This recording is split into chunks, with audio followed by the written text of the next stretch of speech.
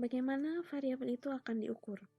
Nah, pertama, seperti sudah jelaskan sebelumnya, kita mencari dulu konstruk variabel.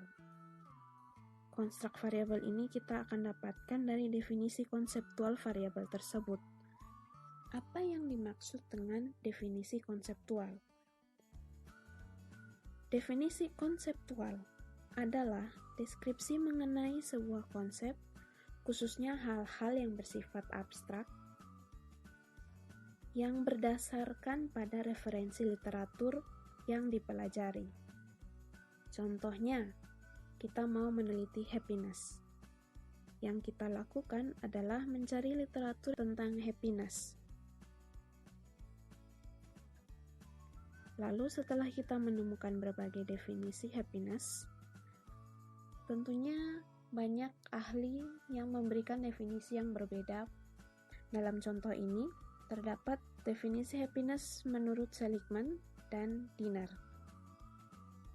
Dua definisi tersebut adalah definisi konseptual happiness. Definisi ini masih berupa konsep dan belum mengindikasikan bagaimana happiness itu akan diukur.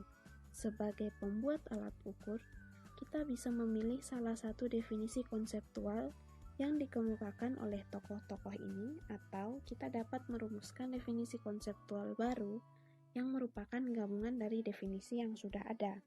Karena definisi konseptual belum memberikan penjelasan bagaimana sebuah variabel yang tidak bisa diobservasi langsung bisa diukur, maka ada juga yang dinamakan dengan definisi operasional. Apa itu definisi operasional? Definisi operasional merupakan deskripsi mengenai sesuatu, yang saat ini sesuatu di sini adalah variabel, dalam bentuk prosedur, aksi, atau proses yang dapat diobservasi dan diukur. Kita melanjutkan contoh happiness. Dalam jurnal berikut, para peneliti, Lyubomirsky, King, dan Dinner, merumuskan definisi operasional happiness sebagai berikut. Our focus in this article is on happy individual, that is, those who experience frequent positive emotion, such as joy, interest, and pride, and infrequent, though not absent, negative emotions such as sadness, anxiety, and anger. Pernyataan ini sudah menunjukkan bagaimana happiness akan diukur. Di sini, para peneliti mengungkapkan orang yang happy adalah individu yang sering mengalami emosi positif seperti rasa senang, tertarik, dan bangga, dan jarang mengalami emosi negatif seperti sedih, cemas, dan marah. Dari pernyataan tersebut, kita bisa merumuskan definisi operasional happiness sebagai berikut. Happiness adalah emosi positif yang dialami individu dalam sebagian besar waktu, yang ditunjukkan dengan sering merasa senang, tertarik, bangga, dan jarang mengalami emosi negatif seperti sedih, cemas, dan marah. Dalam definisi operasional bidang ilmu psikologi, kita harus mencantumkan indikator dari variabel alat ukur yang kita buat.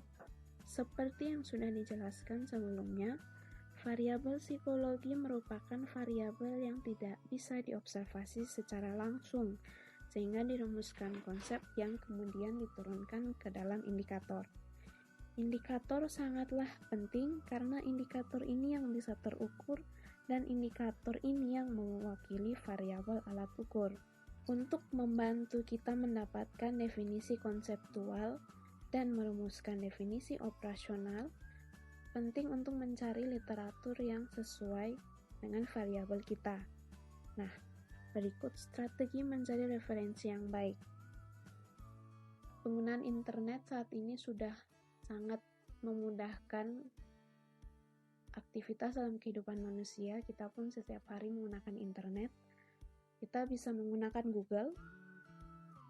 Untuk khusus ke jurnal, kita bisa menggunakan Google Scholar yang berbahasa Inggris atau Google Cendekia yang berbahasa Indonesia.